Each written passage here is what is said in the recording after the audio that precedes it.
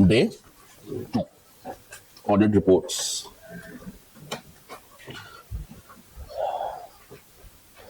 एक ऐसा एरिया जहां से सवाल फॉर श्योर आना है, एक ऐसा एरिया जहां से सवाल फॉर श्योर आना है। और कितने मार्क्स तक आ सकता है? Maximum around 20 around 20। अच्छा, अब इसमें 2 चैप्टर्स हैं आपकी किताब के, चैप्टर 14 है और चैप्टर 15 है। अगर आप आई की बुक को देखेंगे तो 2 चैप्टर्स इसमें आपको मिलेंगे, 14 एंड 15। 14 के अंदर क्या है? 700 सीरीज। 14 में क्या है? 700 सीरीज। और 15 में है 500 के कुछ स्पेसिफिक स्टैंडर्ड्स, जो कि ऑडिट फाइनलाइजेशन के ऊपर है। ऑडिट फाइनलाइजेशन के ऊपर है। इसमें 4 बातें, 700, 701, 705 और 706, और इसमें 570, 560, 580। और इसी चैप्टर में एक और स्टैंडर्ड भी है, 450, जो नया ऐड हुआ है। ये नया ऐड हुआ है।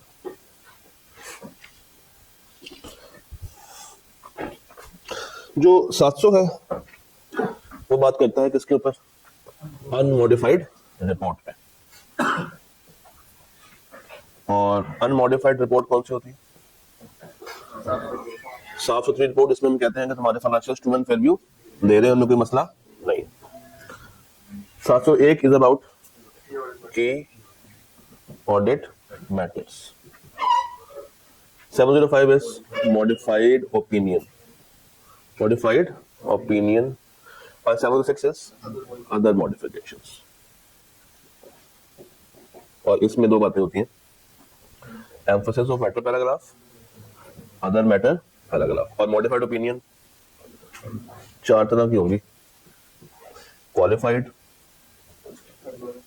एडवर्स, फिर क्वालिफाइड और डिस्क्लेमर। ठीक। 570 is about going concern, 560 is about subsequent event, and 580 is about written representation. तो ये बेसिकली एक पूरा मैप है जिसके ऊपर हम लोगों ने आज तसल्ली से बात करनी है। 20 नंबर तक का सवाल एक्सपेक्टेड है एग्जाम में, और ऐसा पॉसिबल नहीं है कि आई के पेपर बनाए ऑडिट का और उसमें ये एरिया शामिल ना करें। तो शुरू करते हैं डिस्कशन। कुछ बातें हम लोग बोर्ड पे करेंगे, कुछ बातें हम लोग स्क्रीन पे करेंगे। तो लेट्स स्टार्ट। सबसे पहली चीज जो कि आपको पता होनी चाहिए कि इन सवालों से कैसे हम लोगों ने जोर आजमाई करनी है। तो सबसे पहली चीज, अगर आपके पास एग्जाम में 705, 706 का सवाल आ जाए तो आपने इन स्टेप्स को फॉलो करते हुए अपने आंसर को ड्राफ्ट करना। स्टेप 1 क्या? You have to identify materiality if any benchmarks are given in the question. तो सबसे पहले आपने देखना है कि क्वेश्चन के अंदर क्या कोई मटेरियलिटी निकालने का कोई तरीका उसने बताया या नहीं बताया। अच्छा, ये कैसे पता चलेगा कि उसने वो डिस्कशन की या नहीं की इस चीज के ऊपर?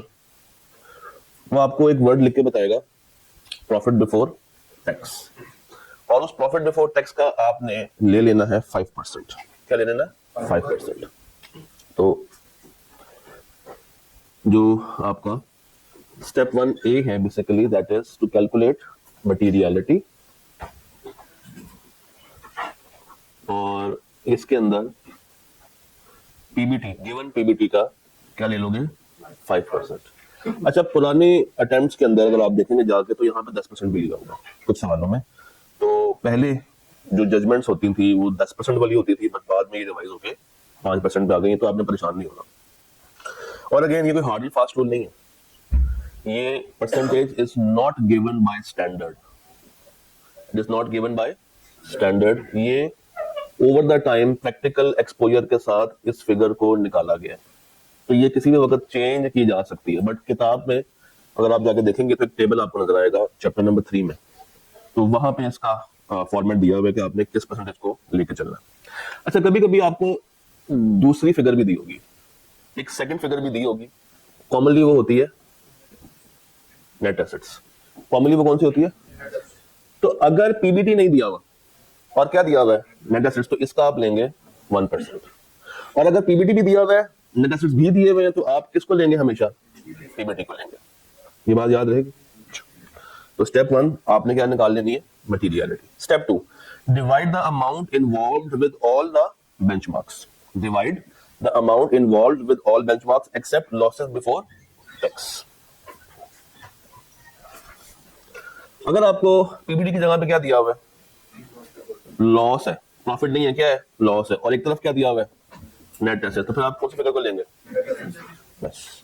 तो स्टेप 1 और कुछ नहीं है, सिर्फ और सिर्फ आप लोगों ने क्या निकालनी है? उसकी मटीरियलिटी। आगे step 2, discuss the issue and auditors procedure for verification. अब स्टेप 2 के अंदर आपने इशू के ऊपर बात करनी है कि सवाल जो है वो बेसिकली क्या चीज एक्सप्लेन करने के लिए जा रहा है, कौन सा अकाउंटिंग स्टैंडर्ड उसके अंदर खराब हो रहा है। नॉर्मली हमारे पास जो स्टैंडर्ड्स आईकैप टेस्ट करता है इन सवालों में जो आपको आने चाहिए, एक है IAS 2, ये कौन सा होता है? फिर IAS 8, 10, 16,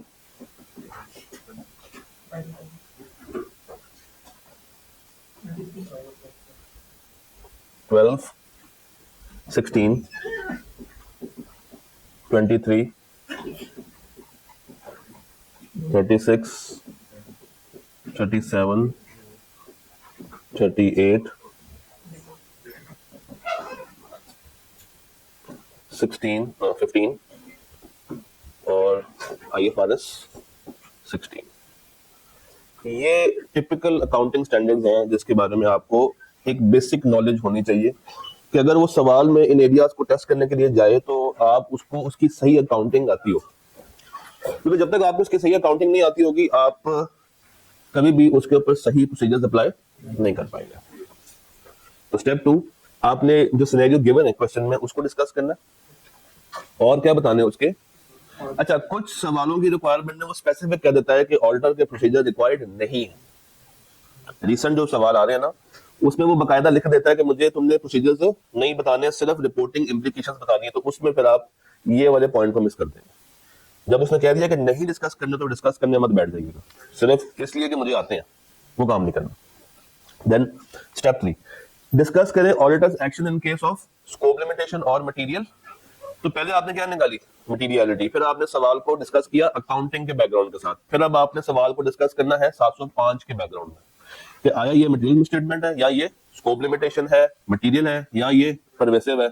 और उन सब के बाद आपने एंड में बताना है कि मैनेजमेंट का इसके ऊपर क्या रिस्पॉन्स आ रहा है, क्या वो एफएस को ठीक कर रहे हैं या नहीं कर रहे, और अल्टीमेटली आप कौन सी ओपिनियन दे के आ रहे हैं। अल्टीमेटली आप कौन सी ओपिनियन उसके ऊपर प्रेजेंट कर रहे। अच्छा, फिर रिसेंट टाइम्स में उसने एक और सवाल शुरू किया हुआ है। वो सवाल ये होता है कि वो कहता है कि जनाब मुझे चेंजेस इन ऑडिट रिपोर्ट बताएं। क्या बताएं? Changes in audit report. यानी कि अगर मैं मॉडिफिकेशन ऑफ ओपिनियन की तरफ जा रहा हूं, मैं अपनी ओपिनियन को मॉडिफाई कर रहा हूं, तो उससे मेरी रिपोर्ट के एलिमेंट्स में क्या क्या चीजें चेंज होगी, तो वो भी आपने उसको बताना है अगर वो डिमांड कर ले। उसको बड़ी बात करता है, याद रखोगे। चलो आगे 705 को डिवाइस कर लेते हैं। 705 बेसिकली है क्या, और इवन 706 भी। ऑडिट रिपोर्ट कितनी तरह की होती है? 2 तरह की, एक होती है अनमॉडिफाइड और एक होती है मॉडिफाइड। अनमॉडिफाइड 700 और उसके अंदर प्यारा सा की ऑडिट मैटर रख सकते हैं। अच्छा, इधर आ जाए। मॉडिफाइड 2 तरह से, या ओपिनियन या अदर मॉडिफिकेशन। अभी इस साइड को इग्नोर करते हैं। ओपिनियन की मॉडिफिकेशन 2 तरह से हो सकती है, या मटेरियल में स्टेटमेंट होगी या स्कोप लिमिटेशन होगी। मटेरियल में स्टेटमेंट मजीद 2 तरह की, या मटेरियल परवेसिव और इवन स्कोप लिमिटेशन भी मटेरियल और परवेसिव। फिर मटेरियल है तो ओपिनियन कौन सी देंगे? क्वालिफाइड। परवेसिव है तो एडवर्स। मटेरियल है स्कोप लिमिटेशन वाली तो क्वालिफाइड। परवेसिव है तो विड्रॉ या डिस्क्लेमर। और इसमें सबसे पहली कोशिश हमारी किसकी होती है? विड्रॉ करने की। और अगर विड्रॉ करना प्रैक्टिकेबल पॉसिबल ना हो तो हम लोग डिस्क्लेमर की तरफ चले जाते हैं। अब ऐसे में आपको ये पता होना चाहिए कि भाई परवेसिव की डेफिनेशन क्या है। परवेसिव की डेफिनेशन क्या है, हम किस चीज को परवेसिव अज्यूम करते हैं, किस चीज को परवेसिव मानते हैं। जरा किताब में जाए, किताब में जाके परवेसिव की डेफिनेशन खोलें, किताब में जाएं और परवेसिव की डेफिनेशन निकालें। निकाल ली?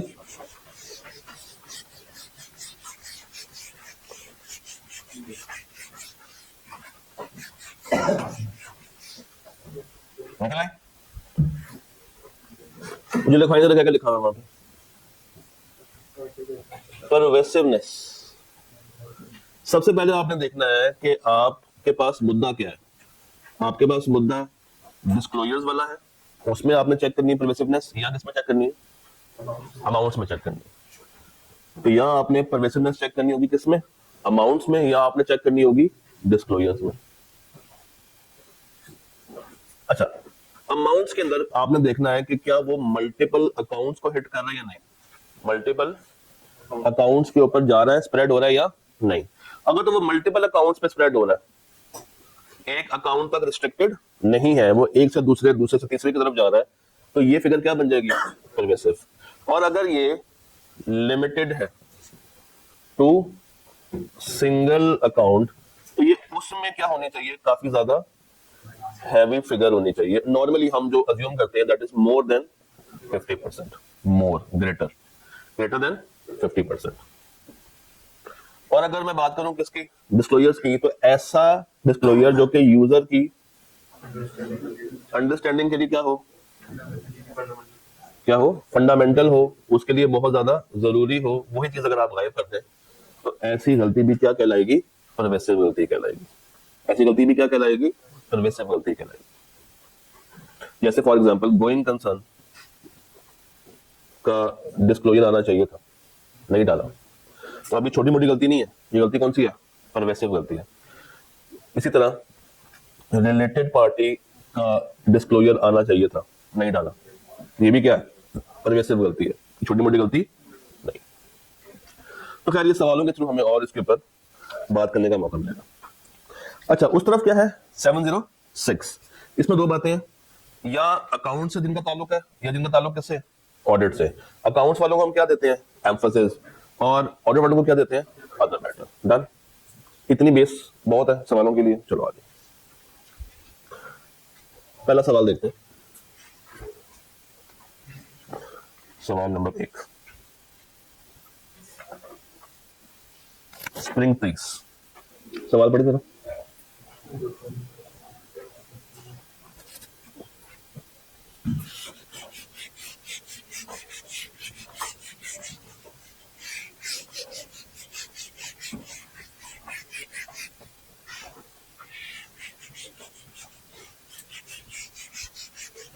हाँ जी, सवाल जब आप रिपोर्ट्स का पढ़ना शुरू करें तो आपने कोशिश करनी की पहले रिक्वायरमेंट पढ़ लें कि वो मांग क्या रहा है, क्या मांग रहा है रिक्वायरमेंट में। कहता है briefly evaluate the above situation. पहली चीज जो उसने मांगी है वो मांगी है इवेलुएशन। उसके बाद स्टेट एनी 4 की ऑडिट प्रोसीजर्स, दूसरी चीज। और पार्ट बी क्या है? Discuss the possible impact. तो दो रिक्वायरमेंट्स हम मगर बातें तीन पूछ रहा है। ए में दो बातें हैं। ए में आपने पहले ऊपर वाले माहौल को क्या करना है? इवेलुएट करना है, उसको आसान करके लिख देना है। उसके बाद क्या मांगे हैं? की ऑडिट प्रोसीजर्स, और एंड पे पॉसिबल इम्प्लीकेशंस ऑन रिपोर्ट। हाँ जी, सवाल पढ़े जरा, मुझे बताइए इसमें अकाउंटिंग स्टैंडर्ड कौन सा हिट हो रहा है? IAS 16। आइए देखते हैं। कहता है your firm is the external auditor of Fasto limited for the year ended 31 December 2022। The draft FS shows PBT of rupees 250 million. यहाँ पे आपका स्टेप 1 शुरू होता है कि आपने 250 को किससे मल्टीप्लाई करना है? करें भाई, रजिस्टर खोल लेना, साथ साथ लिखना आप लोगों ने, मुझे सिर्फ सुनने के लिए थोड़ी आए हैं। रजिस्टर खोलें, लिखें स्टेप 1, एक बुलेट बनाए, हेडिंग बनाए, लिखें calculation of materiality. Calculation of materiality कितनी फिगर आ रही है?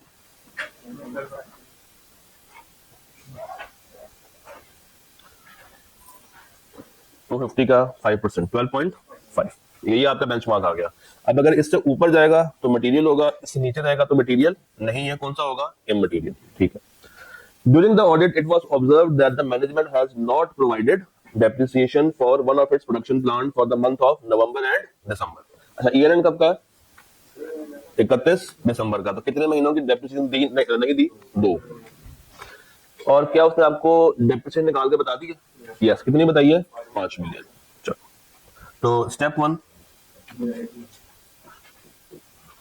स्टेप वन वॉज मटीरियलिटी, और ये कितनी आई है? 250 का 5%, 12.5 मिलियन। ठीक है। स्टेप 2, आपने इसको अब क्या करना था? इवेलुएट करना था। तो इवेलुएट कैसे करेंगे? आप बताएंगे कि ऑडिटर जो है वो अपने प्रोसीजर्स परफॉर्म कर रहा है on the area of IS 16, यानी कि प्रोडक्शन प्लांट। 2 महीनों की एज पर IS 16 2 महीनों की डेप्रिसिएशन चार्ज होनी चाहिए थी। मैनेजमेंट ने उसको चार्ज नहीं किया। क्यों नहीं चार्ज किया? मैनेजमेंट कहती है कि जनाब ये टेम्परेरी क्या है? Shut down. तो आपने साबित करना है कि IS 16 क्या कहता है? क्या कहता है IS 16? कि अगर आपका एसेट अवेलेबल फॉर यूज नहीं है, अवेलेबल तो है ना, अगर आप उसको इस्तेमाल नहीं कर रहे, इट डजंट मीन कि आप उसकी डेप्रिसिएशन चार्ज करना बंद कर देंगे। वो आपने इवैल्यूएशन में वो वाली बात बता दी। उसके बाद स्टेप 3, अब आपने देखना है कि ये मटेरियल मिसस्टेटमेंट है या ये स्कोप लिमिटेशन है। आपके ख्याल में ये क्या है? मटेरियल मिसस्टेटमेंट है कि स्कोप लिमिटेशन? मिसस्टेटमेंट है ना। मटेरियल है या नहीं वो तो बात की बात है, ये एक मिसस्टेटमेंट है। तो स्टेप 3, आपने ये फैसला कर लिया कि ये क्या है? मिसस्टेटमेंट है। अब इसी का आगे फर्दर स्टेप 3B इसको कर देते हैं।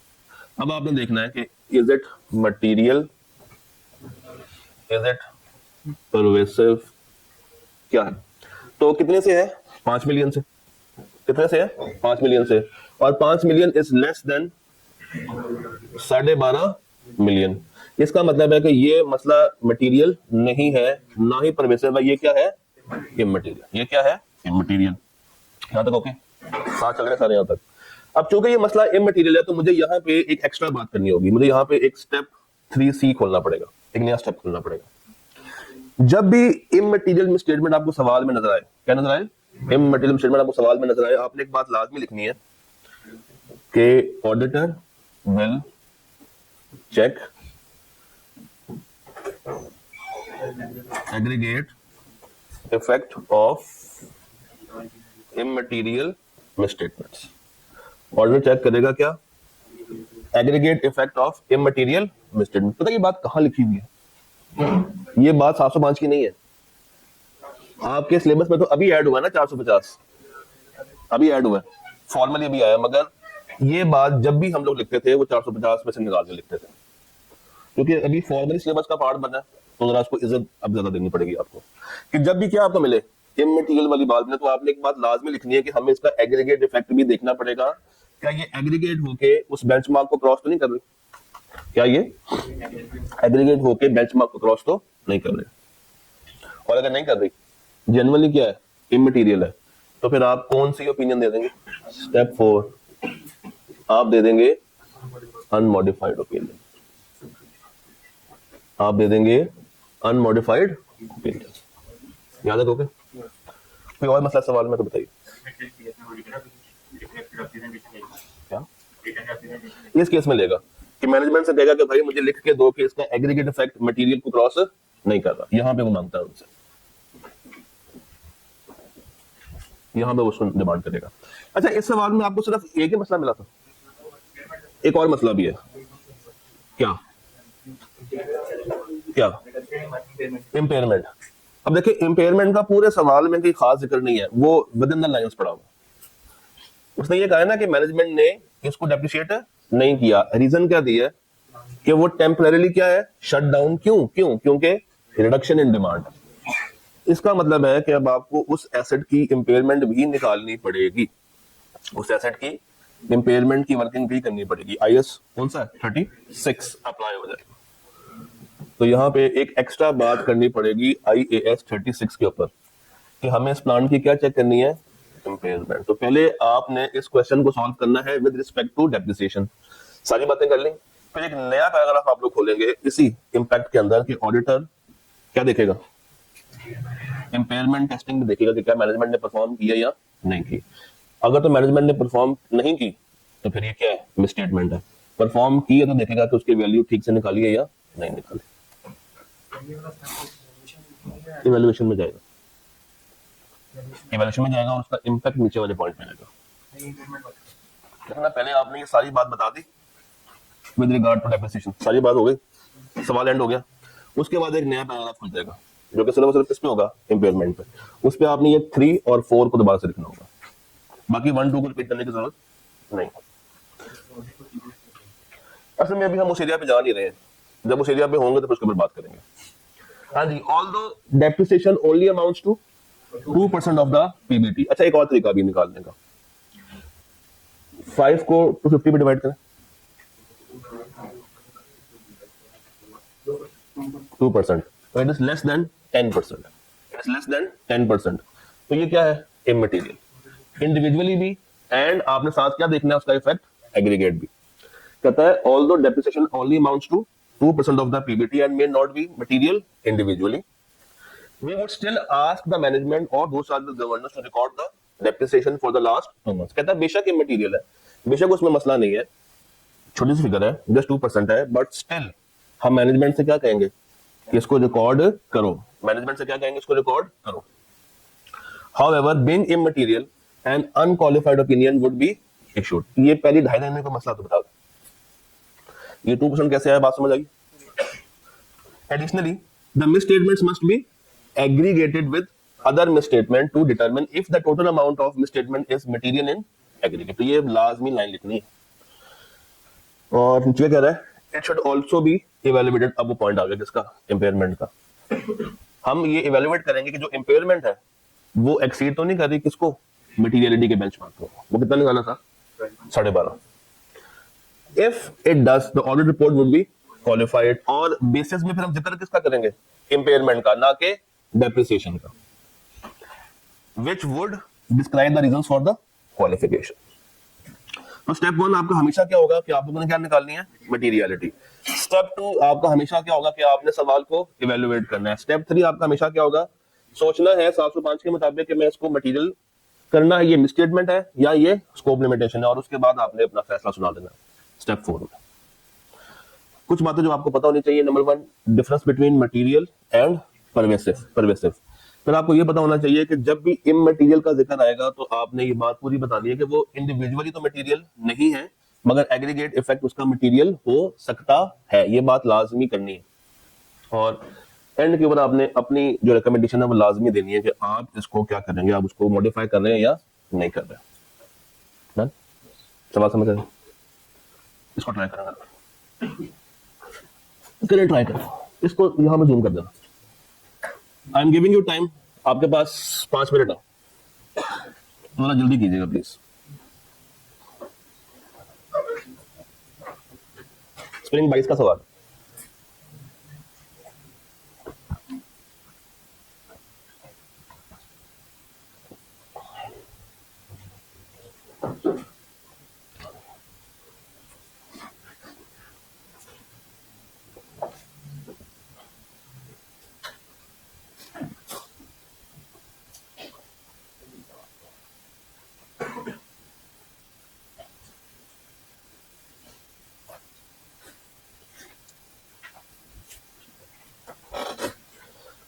मैंने रैंडम बेसिस पे 2 बच्चों से पूछना, तो जरा कोशिश आप सब लोगों ने करनी है।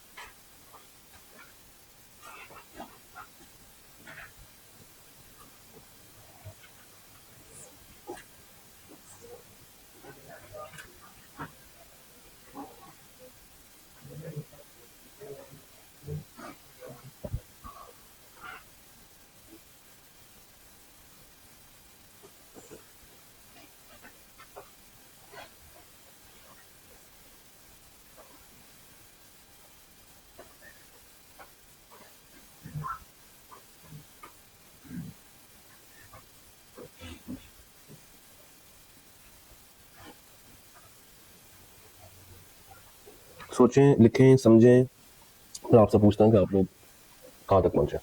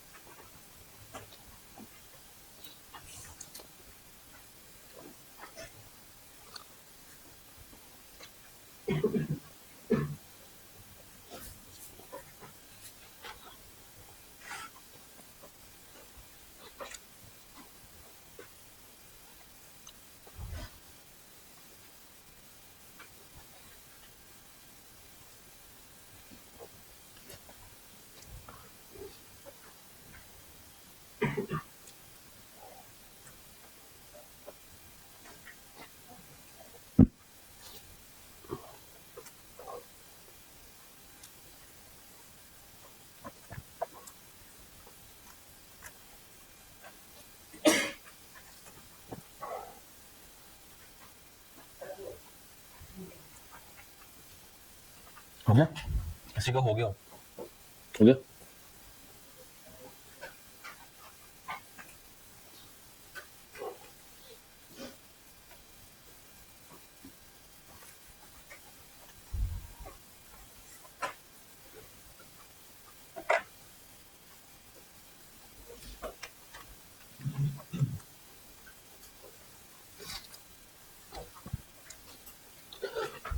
हाँ जी, डिस्कस करते हैं।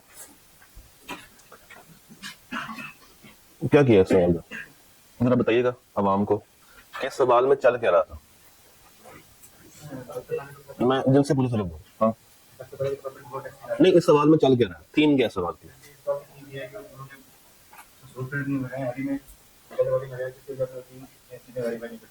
तीन चीजें वेरीफाई नहीं कर सके। कौन सी तीन चीजें? बिल्कुल नहीं कर सके। ठीक है, उसके बाद और कुछ बताया सवाल में? सवाल ने कोई आपको फिगर दी है पीवीटी की? यस, फिगर दी है पीवीटी। कितनी दी है? 500। और साथ में एक और फिगर भी दी है। कौन सी? तो आपने किसको इग्नोर करना, किसको लेना है, किससे मल्टीप्लाई करना है? करके आंसर क्या आता है? 25 मिलियन। तो स्टेप वन, इसी को यहाँ पे बदल देते हैं। स्टेप वन क्या है? मटीरियलिटी। 500 मल्टीप्लाई बाय 5%, ये आ गया 25 मिलियन। स्टेप टू, अब आपने इवेलुएट करना है। अब मजे की बात यह है कि इसमें कोई अकाउंटिंग स्टैंडर्ड का इस्तेमाल नहीं हो रहा। या हो रहा? नहीं। हुआ ये है कि इन्होंने एक सॉफ्टवेयर लगाने की कोशिश की है जो कि सही से लग नहीं सका, और उसमें काफी ज्यादा मसले हैं, डेफिशिएंसीज हैं, जिसकी वजह से तीन मेजर अकाउंट्स, इन्वेंट्री, पेएबल और रिसीवेबल, आपका आउट हो गया। ये इन्वेंट्री, पेएबल और रिसीवेबल को मैं अगर एक वर्ड में बोलना चाहूँ तो वो वर्ड क्या होगा? एक वर्ड में, वर्किंग कैपिटल। वर्किंग कैपिटल की सारी फिगर खराब हो चुकी है। कितने से? 200, 150, 100, 450। तो क्या ये मिसस्टेटमेंट है या ये स्कोप लिमिटेशन है? ये स्कोप लिमिटेशन है, क्योंकि हमारे पास एविडेंस हासिल करने का कोई और ऑप्शन भी अवेलेबल नहीं है। तो पहले तो आपने स्टेप 2 में ये साबित करना है, स्टेप 3 में ये साबित करना है कि ये मिसस्टेटमेंट नहीं, ये क्या है? स्कोप लिमिटेशन है। और आप वर्ड स्कोप लिमिटेशन नहीं लिखते, आप लिखते हैं inability to obtain sufficient appropriate audit evidence. आपने पूरी लाइन लिखनी है। क्या लिखनी है? पूरी लाइन आएगी, inability to obtain sufficient appropriate audit evidence. अगली चीज मुझे ये बताइए, अकाउंट बैलेंस एक हिट हो रहा है कि मल्टीपल हिट हो रहे हैं? मल्टीपल, जिसकी वजह से अब परवेसिवनेस की डेफिनेशन में जाते हैं। हमने वहां पे पढ़ा था कि अगर अकाउंट्स का मामला हो तो हम देखेंगे कि वो एक जगह पे सीमित है या एक से ज्यादा अकाउंट्स को क्या कर रहा है? हिट कर रहा है, इफेक्ट कर रहा है। तो यहाँ पे एक से ज्यादा अकाउंट्स को क्या कर रहा है? इफेक्ट कर रहा है। और अगर मैं उसका टोटल देखूं तो क्या बनता है?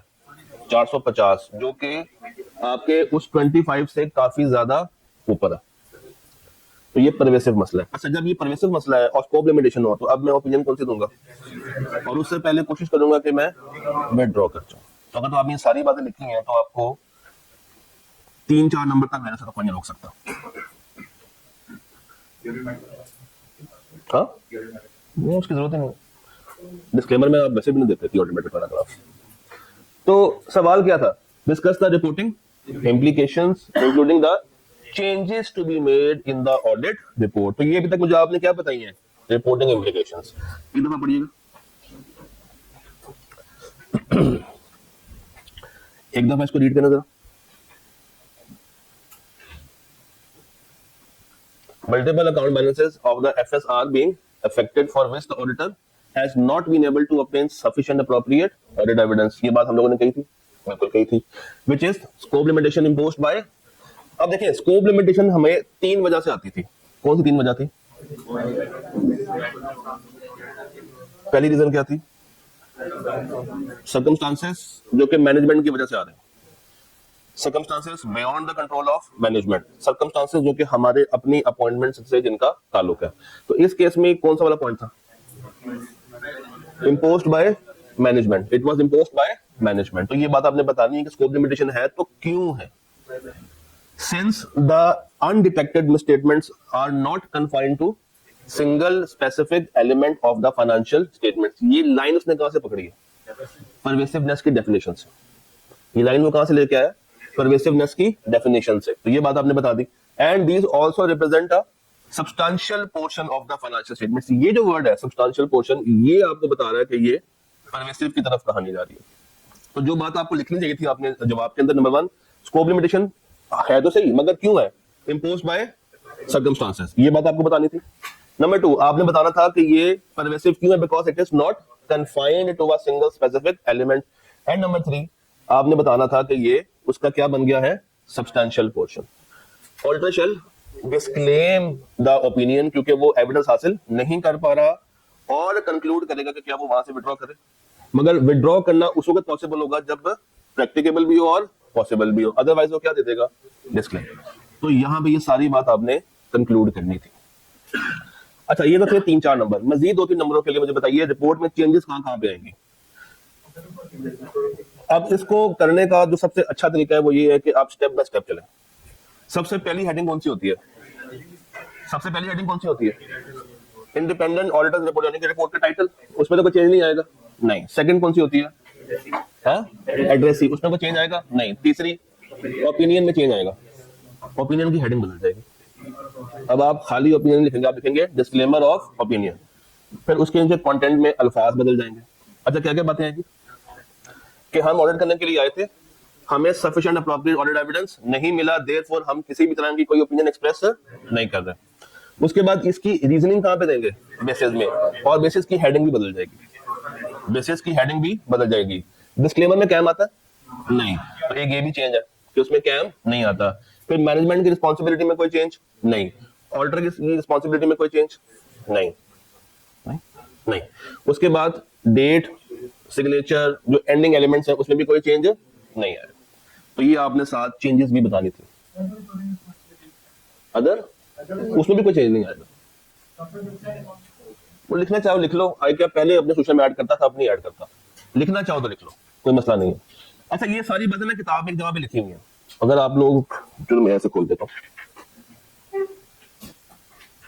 अगर मैं आपको दिखाऊं जितनी भी बातें हम लोगों ने अभी पढ़ी हैं, ये आपको किताब में एक जगह पे मिल जाती हैं।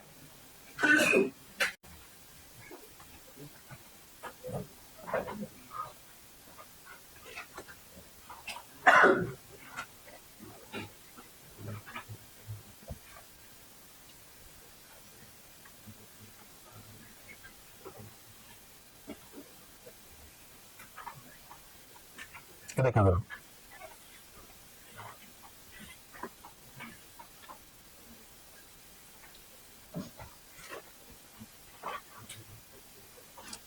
सबसे पहले आप लोगों ने जो बात करनी थी यहाँ पे रिगार्डिंग चेंजेस, ये देखें,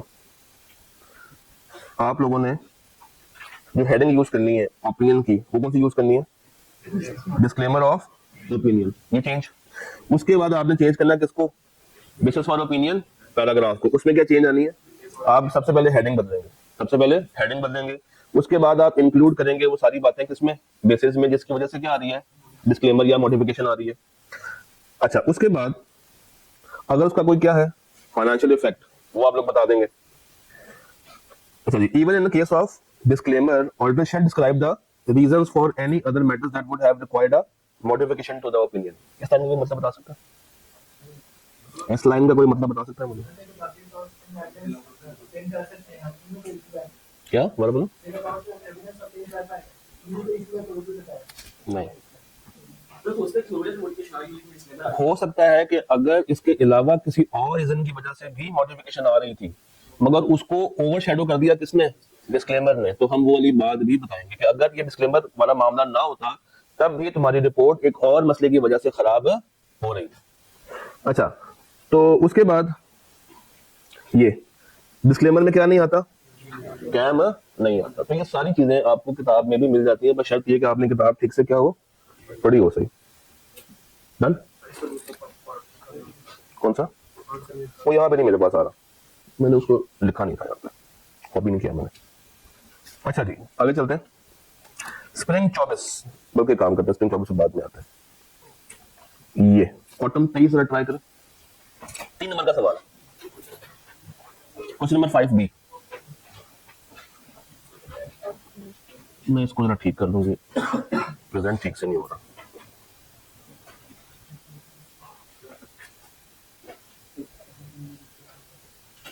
अब क्या होगा सर,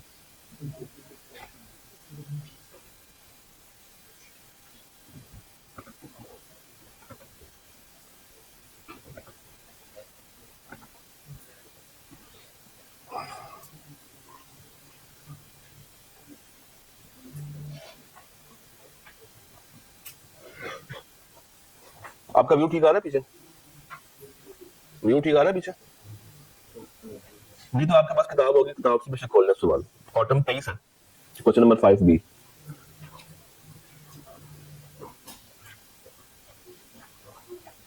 अब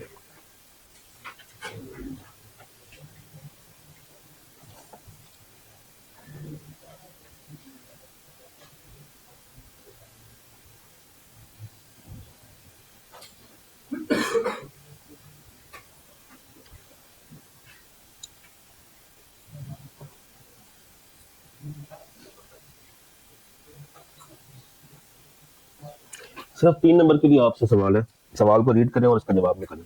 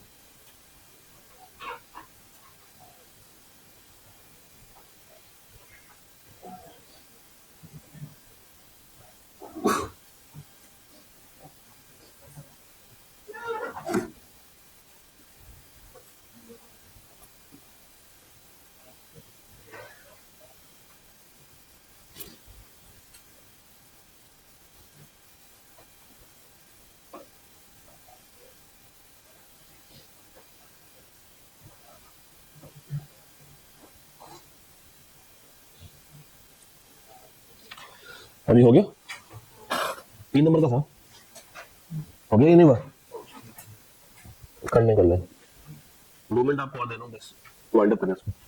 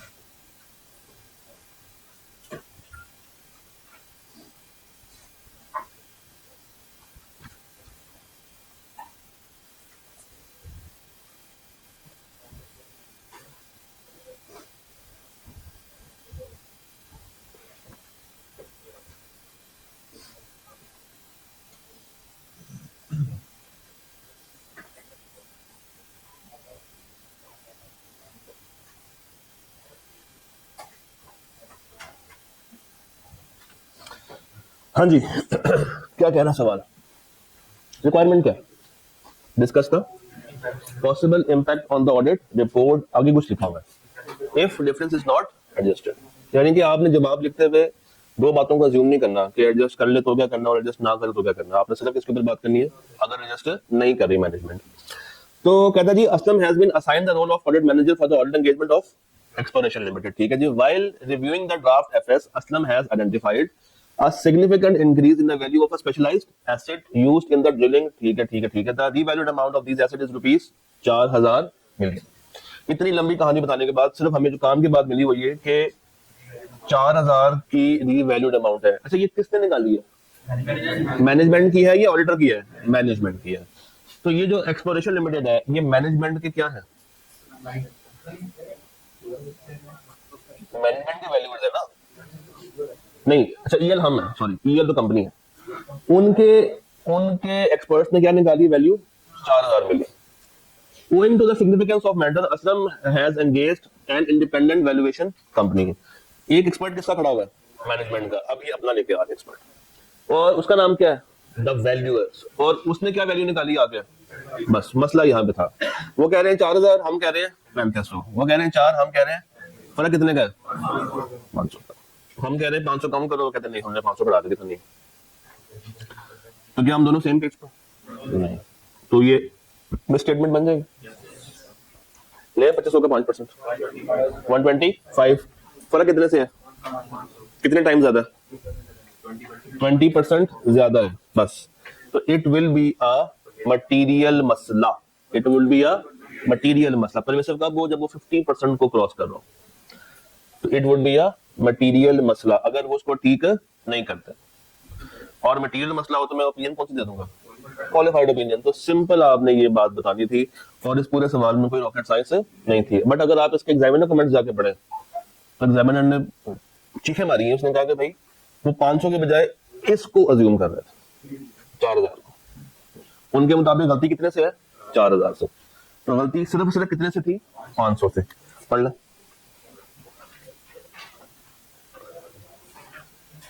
The effect of 500 is 20% of PBT. Since effect is, अब देखें वो साबित कर रहा है कि ये मटेरियल है, परवेसिव नहीं है। कैसे? Since the effect is confined to a single element of financial statements, the effect is material but not pervasive। ये लाइन आपने लाजमी लिखनी है। मटेरियल और परवेसिव को साबित करने के लिए इस लाइन को आपने लाजमी यूज करना है। परवेसिव होगी तब भी यूज करेंगे उसके एंगल से, और अगर परवेसिव नहीं है, सिंपल क्या है मटेरियल, तो फिर भी ये लाइन आनी ही आनी है। तो ये इफेक्ट क्या है, confined to a single element, तो देयरफॉर ये मटेरियल है, परवेसिव नहीं है। नीचे वाली बात पढ़े, if the difference remains unadjusted, the misstatement being material in nature, auditor will have to express a qualified opinion। और ये इसकी रीजनिंग कहां पे दे देगा, बेसिस के अंदर, उसमें वो उसकी डिस्क्रिप्शन और क्वांटिफिकेशन के ऊपर बात कर देगा। बेसिस फॉर उसी में बताएगा ना उसकी रीजनिंग क्या है। बेसिस फॉर, नहीं नहीं, सवाल ने आपसे ये थोड़ी मांगा कि आप पूरा सेक्शन लिखें। हमने बस एक बात बता दी कि उसकी रीजनिंग को बेसिस में जाके बता देगा, बट आपने वो पूरा बेसिस को ड्राफ्ट करने वाले बैठ जाना। अच्छा जी, अब एक सवाल मैं आपको देके जा रहा हूँ, बल्कि ये दो सवाल है स्प्रिंग 24 के। पहला सवाल कौन सा है? ओ सॉरी, ये पहला सवाल कौन सा है? कारसाज। पहला कौन सा है? चले पहले सिर्फ कारसाज करें। रिक्वायरमेंट सेम है दोनों पार्ट्स की, तो आपने पहले कारसाज वाला करना है।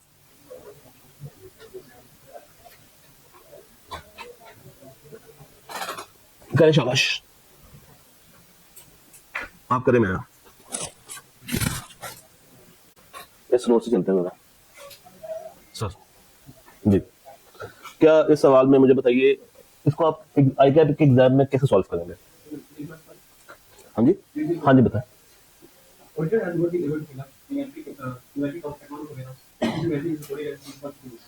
ठीक है, ठीक है, ठीक है, ठीक है, ठीक है,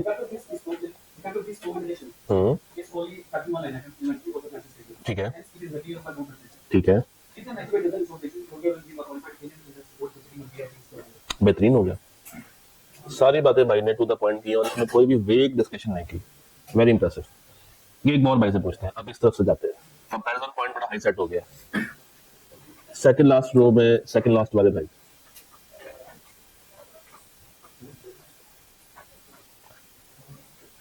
जी कारसाज, मुझे ये बताइए, चले मैं आपसे कुछ क्वेश्चन पूछता हूँ। मुझे ये बताइए, क्या इस सवाल में परवेसिवनेस है या मटीरियलनेस है? परवेसिव है या मटीरियल है? पहले ये चीज तो मुझे करें ना, क्लियर करें। अच्छा, आप कह रहे हैं परवेसिव है, और उसकी आपने क्या रीजन दिया? क्या सिंगल में हो रहा है? तो सिंगल में फिर हम देखते हैं कि वो कितने परसेंट इफेक्ट हो रहा है। देखिए, अगर सिर्फ एक सिंगल आइटम इफेक्ट हो रहा है, इसका मतलब परवेसिव नहीं है। सिंगल हो रहा है, मगर उसमें देखेंगे क्या वो सिंगल अपने अंदर इतना बड़ा है कि वो ओवरऑल फाइनेंशियल स्टेटमेंट्स को अपने काबू में कर रहा है। तो इसका सबसे आसान टोटका होता है कि 50% का बेंचमार्क। यहाँ पे कितना परसेंट बनता है? 64। कैसे निकाला 64?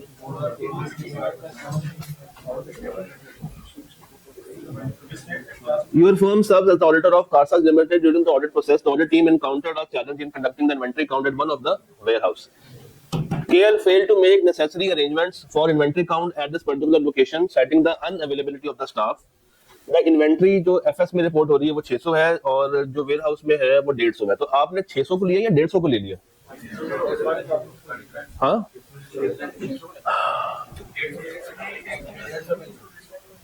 भाई देखें टोटल इन्वेंट्री कितने की है, whereas inventory in that warehouse 150। तो मसला 600 में नहीं है, 150 में। तो अब अगर आप 150 के साथ चले और 700 का 5% लेके आता 35, 700 का 5% 35 आता है ना। 35 को 150 के साथ कंपेयर करें, 21.4 की फिगर आएगी। तो ये मटेरियल है, ये परवेसिव नहीं है। तो कोई बात नहीं, ये सिर्फ आप अकेले नहीं थे, आईकैप में काफी बच्चे काम खराब करके आए थे। तो प्लीज इस देखें, चीजें अब आपको आती हैं, बट इस तरह की जो फ्लॉज है ना, वो काम खराब कर सकता है। बात समझ आई? अच्छा जी, हम चलते हैं करते हैं वहां पर बाद में लेके आना। ये हो गया ना, उसने बोला 0 हो गया, तो करें जरा। हम ऑटम 24 पे खड़े हैं। 7A 0 synthetic.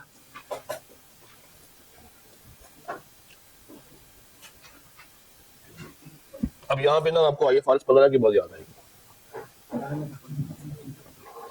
पेपर में आ गया था, चलो अब दोबारा कर लो, पुरानी यादें ताजा कर लो।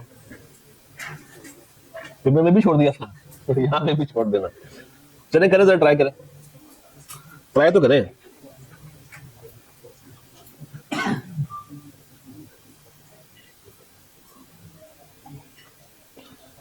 IFRS 15 जिसको आता है उसके लिए इबादत का खेल है, जिसको नहीं आता वो सोचता रह जाएगा। ये R1 में कि R2 में? R2 में है ना, तो भाई को वॉल्यूम भी याद है, वॉल्यूम 2 में है। तो वो बच्चा जो सिर्फ R1 के साथ जाता है कि ऑडिट का पेपर देने के लिए, वो परेशान हो सकता है। मैं इसलिए बार बार कहता हूँ कि R2 या तो अपने साथ रखें, या आपने पहले R2 पढ़ी हो या पास की हो, तब ये पेपर आपको थोड़ा सा ज्यादा आसान मिलता है ऑडिट का, अदरवाइज मसले आते हैं इसमें। चलिए ट्राई तो करें ना आप लोग, फिर हम इसके ऊपर बात करते हैं। 10-25 हुए, मैं 10-30 पे आपसे पूछना। तो जो आईफोन है ना, वो हर जगह बच पड़ता है।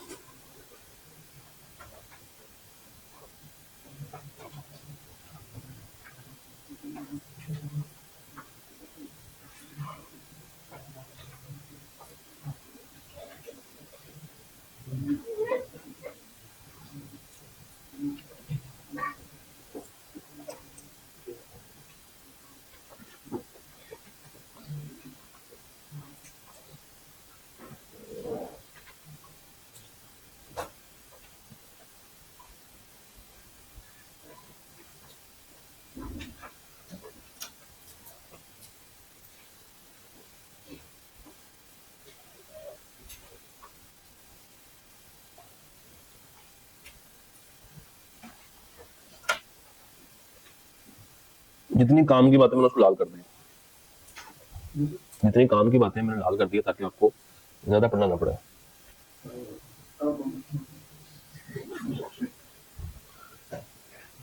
चाय नहीं मिलनी आज? हाँ जी, खिला दी थी मैंने खिला दी थी बिरयानी आप लोगों को, मैंने खिलाई नहीं थी? अच्छा,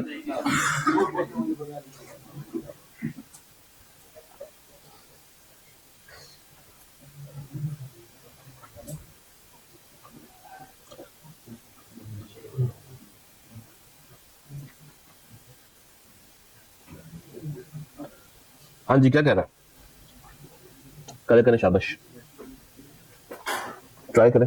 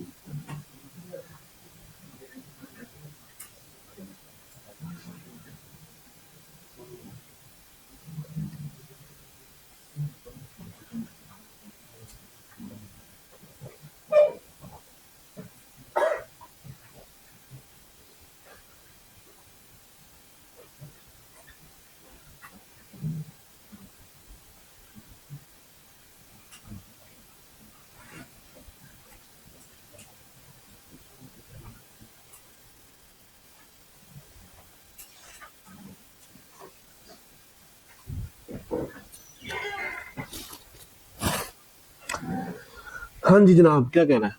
कहता है जी, during the audit of zero synthetic limited it was identified that ZCL has recognised revenue from a major contract before the delivery of goods. यहीं पर रुकते हैं। IFRS 15 क्या कहता है कि आपने रेवेन्यू कब रिकॉर्ड करना है? जब आपने गुड्स को रवाना कर दिया हो, जब ओनरशिप ट्रांसफर हो गई हो, रिस्क एंड रिवॉर्ड अगले बंदे को जा रहा हो। तो पहली बात तो ये कि ये इसने अकाउंटिंग पॉलिसी को ठीक से फॉलो नहीं किया, तो ये मिसस्टेटमेंट बन रही है, स्कोप लिमिटेशन नहीं है, ये हमने यहाँ से ही पकड़ लिया। अच्छा, the revenue recognized from this contract amount is 175 million. अच्छा, हमने उनसे पूछा कि भाई तुमने ये क्यों रिकॉर्ड किया? तो मैनेजमेंट की जस्टिफिकेशन नंबर 1 कि ये एक नॉन कैंसलेबल कॉन्ट्रैक्ट है, यानी कि कस्टमर इसको कैंसिल आउट नहीं कर सकता। For which the customer has already made complete advance payment. और जो रीजन मजीद दिया है वो ये कि गुड स्पेसिफिकली किसके लिए बनाए गए हैं, कस्टमर के लिए बनाए गए हैं। तो भाई ये रीजन जस्टिफाइबल नहीं है। IFRS 15 की ये कोई शर्त नहीं है कि अगर आप ये 3 शर्तें पूरी कर लो तो हम आपको पहले रेवेन्यू रिकॉर्ड करने की इजाजत दे देंगे। तो इसका मतलब है कि उनका ये कहना कि ये नॉन कैंसिलेबल है, उनका ये कहना कि ये स्पेशलाइज्ड नेचर है, उनका ये कहना कि जनाब ये उसी के लिए बनाया गया है, ये कोई रीजन नहीं है। तो IFRS 15 किस बेस पे रेवेन्यू रिकॉर्ड करवाता है? जब goods have been delivered to the customer और कस्टमर ने उसकी डिलीवरी को क्या कर लिया हो, एक्सेप्ट कर लिया हो। क्या कर लिया हो? एक्सेप्ट कर लिया हो। तो अब मुझे बताइए रेवेन्यू जो फॉल्स रिकॉर्ड हुआ हुआ है वो कितने से है? 175 से। और अगर मैं 400 के साथ उसको कंपेयर करूं तो कितने परसेंट बनता है? 44% बनता है। कितने परसेंट बनता है? 44% बनता है। याद है? ओके, पक्की बात है। अच्छा, अब मुझे बताइए सेल्स है 175 की, कॉस्ट ऑफ गुड्स है 150 का, तो प्रॉफिट भी कितने से ओवरशेड हुआ होगा? 25 से। अब अक्सर बच्चे क्या करेंगे, वो सिर्फ सेल्स की बात करके आ जाएंगे, प्रॉफिट की बात को इग्नोर कर देंगे। उसमें भी आ रहे हैं। तो सबसे पहली चीज क्या है कि आपने पूरे सवाल को तरीके से देखना है। इसमें सिर्फ सेल्स का मसला नहीं है, इसमें 2 और मसले भी हैं। पहला मसला सेल के साथ प्रॉफिट का है, और फिर जो कैश रिकॉर्ड हुआ है उसको उन्होंने गलत ट्रीट किया हुआ है। तो रेवेन्यू जो रिकग्नाइज है वो है 175, जो कि 400 का क्या बनता है? 44% बनता है। देयरफॉर ये एक मटेरियल मसला है, परवेसिव फिर भी नहीं है। परवेसिव कब होता? जब वो 50% से ऊपर क्रॉस कर जाता। और दूसरे केस में प्रॉफिट कितने से ओवरस्टेटेड है? 25 से। ये कितना बनता है 400 का? निकालें जरा। 25 को डिवाइड करें 400 से, मुझे बताइए आंसर क्या आता है? 6.25%। 6.25%। देखिए जरा, ये लिखा आप लोगों ने, देखिए जरा। कहते हैं जी merely recognising revenue on the basis कि ये नॉन कैंसिलेबल है, स्पेशलाइज्ड है, ये करेक्ट नहीं है। तो पहले पैराग्राफ में बताओ वो क्या कर रहा है? IFRS 15 की सही अकाउंटिंग आपको बता रहा है, स्टैंडर्ड बता रहा है। तो अब अगेन इसमें अकाउंटिंग स्टैंडर्ड की नॉलेज आपके पास होनी चाहिए। अगर वो नहीं है तो फिर मसले आ सकते हैं, ना सिर्फ इन सवालों में बल्कि रिस्क के सवालों में भी, क्योंकि वो नॉर्मली अब अकाउंटिंग को ज्यादा फेवर कर रहा है ऑडिट के पेपर में। ऑडिट का पेपर ऑडिट फेल नहीं कराता, आपकी खराब अकाउंटिंग फेल करवाती है। चलिए मुझे बताइए, IAS 38 आता है? 38 इंटेंजिबल्स आता है? करें, इसी का पार्ट भी है। 2 हो गए। दोनों अपनी इमटेरियल है ना, मिला के ये 50 बन सकता है, मिला के, बट स्टिल 50 को आगे क्रॉस नहीं कर रहे। हम ये लाइन लिख सकते हैं कि चूंकि ये अभी इंडिविजुअल है, मटेरियल है, अगर मजीद कोई मिसस्टेटमेंट्स आ जाएं तो हम इसको पैरेसिव में भी डाल सकते हैं। कलेक्शन आपने देखनी होती है इमटेरियल से मटेरियल तक आने के लिए, मटेरियल से परवेसिव में जाने के लिए कलेक्शन नहीं देखनी। वो इंडिविजुअल अकाउंट में देखना है कि 50 ऊपर जा रही है, 50 से नीचे नीचे खड़ा हुआ है। एग्जैक्ट 50 नहीं, 50 से ऊपर, 50.1, 50.2 या 51 ऐसे। ये भी फिगर कोई स्टैंडर्डाइज नहीं है, ये भी जजमेंटल फिगर है। कोई इसकी परसेंटेज स्टैंडर्ड में नहीं लिखी हुई है, कितने परसेंट को आपने मटेरियल काउंट करना है, इतने को आपने परवेसिव काउंट करना। डन? ये सवाल कर लें, आसान सा सवाल है, इसमें कोई रॉकेट साइंस नहीं है।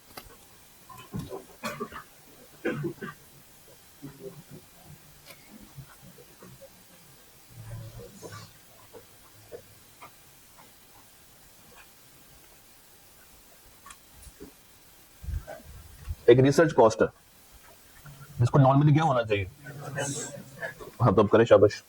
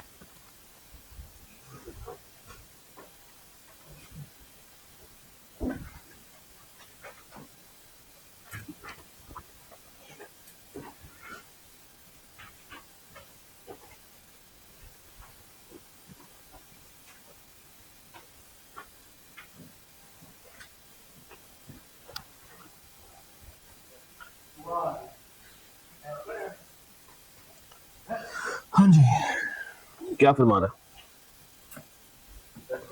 कहते जी, bio health is engaged in extensive research and development activities. BHL has capitalised a large portion of its research cost amounting to 300 million arguing. Capitalised क्या होता है? एसेट को तौर पे रिकॉर्ड कर दिया. अच्छा, क्यों? Arguing that initial surveys suggested that these projects will lead to significant future economic benefits. अब देखें, आपने जैसे पिछले सवाल में उसकी गलत अकाउंटिंग एंट्री को काउंटर किया था स्टैंडर्ड की बात से, इसी तरह यहाँ पे आपने इसकी गलत बात को क्या करना है? काउंटर करना है स्टैंडर्ड की असल डिस्कशन के साथ. तो स्टैंडर्ड क्या कहता है कि रिसर्च कॉस्ट को आप कब कैपिटलाइज कर सकते हैं? जब कुछ कंडीशंस मीट होती हैं. ये कौन से पेज पे लिखा हुआ है? पेज नंबर कौन सा है? रिसर्च तो होती ही सारी की सारी एक्सपेंस आउट है, मगर रिसर्च को आप डेवलपमेंट में कब लेके जाते हैं? जब कुछ कंडीशंस पूरी हो जाए, जब वो क्राइटेरिया मीट हो जाए. तो आपने यहाँ पे ये सारी. अच्छा, अब एग्जाम में शायद आपको क्राइटेरिया ना जेन में आ रहा हो, तो आपने वो 6-7 पॉइंट्स लिखने नहीं है. आपने बस ये बताना है कि जो आईएफआरएस का स्पेसिफिक क्राइटेरिया अगर मीट हो जाए तो हम इसको कहां पे लेके जाएंगे? कैपिटलाइज कर देंगे. जब तक ये क्राइटेरिया मीट नहीं कर रहा है, इसको कैपिटलाइज करने की जरूरत नहीं है. और ये किसमें चार्ज होगी? एक्सपेंसेस में चार्ज होगी. तो अगर इन्होंने एसेट बना दिया है तो एसेट्स ओवरस्टेट हो चुके हैं और एक्सपेंसेस अंडरस्टेट, जिसका प्रॉफिट ओवरस्टेट हुआ हुआ है. जिससे प्रॉफिट मेरा क्या हुआ है? ओवरस्टेट. अच्छा, कितने से? 300 से. और नीचे वाले का 5% है 145. कितने से फर्क आ रहा है? It is around 10%. अराउंड 10%. तो 10% मटीरियल इंपैक्ट तो रखता है. 10% इतना कम भी नहीं है कि मैं इसको क्या कह दूं, इमटीरियल कह दूं. तो 10% मटीरियल इंपैक्ट तो रखता है, जिसकी वजह से हम कौन सी ओपिनियन दे रहे होंगे? क्वालिफाइड. एक दफा पढ़ना.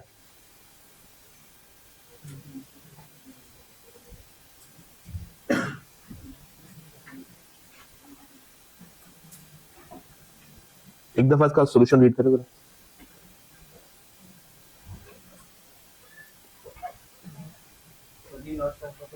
लास्ट टाइम इसकी मैं बता देता हूँ. एक दफा सारे रीड कर ले, फिर मैं इसको थॉरली एक्सप्लेन कर देता हूँ.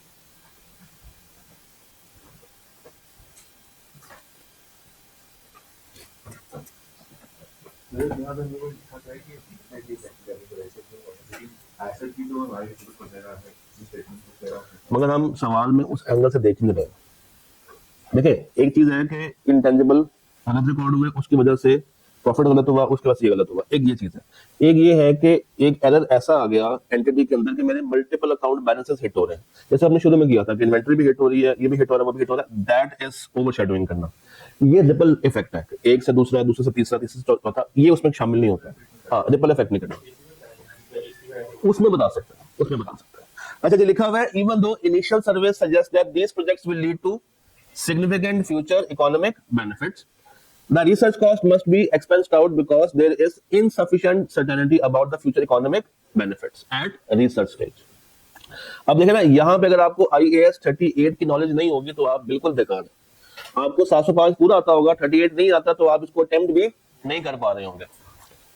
The capitalization of these research costs does not comply with IAS 38. This results in a material misstatement. ये आपने फिगर 10% निकाल ली. फिर देखें, since the effect is confined to a single. अभी देखिए, ये लाइन रिपीट कर रहा है. इफेक्ट मटेरियल है मगर वो परवेसिव. तो ये लाइन अगर वो रिपीट कर रहा है तो आप लोग क्यों नहीं हर सवाल में रिपीट कर सकते? मुफ्त के नंबर है. मुफ्त के क्या है? नंबर. अच्छा, आगे द ऑडिटर विल एक्सप्रेस अ, कौन सी देगा? क्वालिफाइड देगा. Auditor will include a basis of the qualified opinion paragraph in the report which will discuss the matters giving rise to modification. अच्छा, last line. The auditor also needs to quantify the impact of this misstatement on intangible asset and profit. कि इसकी वजह से intangible asset जो कि मेरा over valued है और प्रॉफिट जो कि मेरा ओवर वैल्यूड आ रहा है, उसके ऊपर क्या इंपैक्ट आता है, वो भी देखने की अलग से क्या है जरूरत है. वो भी देखने की जरूरत अलग से है. तो कहानी यहाँ पे खत्म नहीं हुई है. सिर्फ इसको ठीक करने से मसला हल नहीं होगा. मसला मजीद हल करने के लिए मुझे कहां पे जाना पड़ेगा? प्रॉफिट को रिस्टेट करना पड़ेगा और इंटेंजिबल एसेट को कम करना पड़ेगा. अभी वो क्या हो चुका है? ओवर वैल्यूड हो चुका है. अच्छा, अगर ओवर वैल्यूड होने के बाद उस पर डेप्रिसिएशन भी रिकॉर्ड हो गई, अमोर्टाइजेशन, तो वो भी हमें रिवर्स बैक करनी पड़ेगी. वो भी हमें या रिवर्स करके कम कर ले या नेट करके जितना बाकी रह गया उसको कम कर ले. बात समझ आई? करें ट्राई टेक जी नहीं.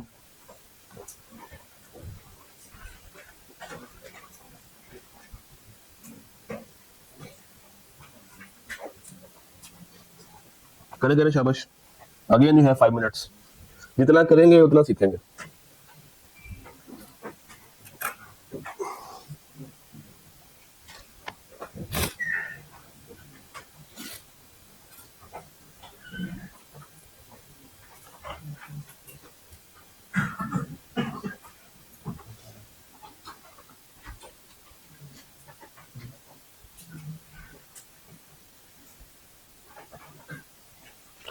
ये लास्ट क्वेश्चन है, उसके बाद करके हम ब्रेक करते हैं और उसके बाद 701 और 570 के ऊपर जाएंगे। चलिए सवाल करें ना पहले, उसके बाद बात करते हैं।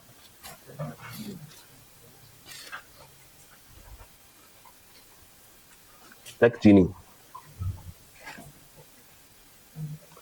इम्पेयरमेंट कर रहा है किसकी? इंटेंजिबल्स की।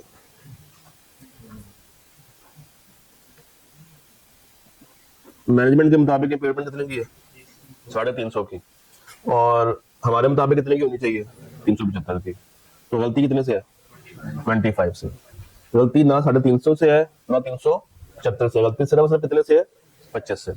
Audit team engaged in this extensive discussion with the management and those charged with governance to understand why the impairment was not recorded at 375. However, management decided to record an impairment of rupees 350. Management अपनी बात पे अटल है, कायम है, वो 25 से ऊपर की impairment चार्ज करने में इंटरेस्टेड नहीं है। They believe कि ये बेस्ट एस्टिमेट है और पीबीटी कितना है? 1500। अब नजर आ रहा है कि ये इमटेरियल है, नजर आ रहा है ये क्या है? इमटेरियल। अब इसके सोल्यूशन में एक बात लिखनी आप पे फर्ज है, एग्रीगेट इफेक्ट बताना लाजमी है। एग्रीगेट इफेक्ट बताना इसके ऊपर लाजमी है। जब आप इसका सोल्यूशन बना रहे होंगे तो आपने एग्रीगेट वाला पॉइंट लाजमी लिखना, वो नहीं लिखेंगे तो नंबर कट जाएंगे या नंबर नहीं मिलेंगे उसके बेसिकली। बाकी इस सवाल में कोई इतना बड़ा प्रॉब्लम नहीं है। हाँ जी, मैनेजमेंट के साथ उन्होंने बाकायदा डिस्कशंस की हैं, बट चूंकि मामला रिजॉल्व नहीं हुआ, उन्होंने अभी तक कितने में इसको रिकॉर्ड किया हुआ है? 350 पे। तो की कैम आ सकता है मगर उस मुद्दे पे नहीं आएगा। कैम मजीद किसी और मुद्दे पे आ सकता है मगर उस स्पेसिफिक मुद्दे पे कैम नहीं आएगा। डन? हाँ जी।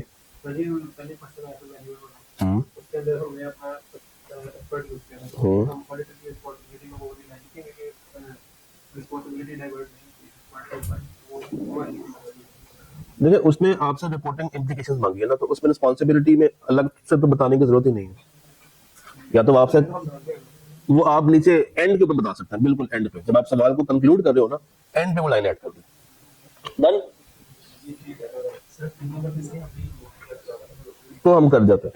अच्छा जी, 15 मिनट की ब्रेक करते हैं, उसके बाद 701 है और 570। ठीक है, आ जाए, काट दो उसको। 701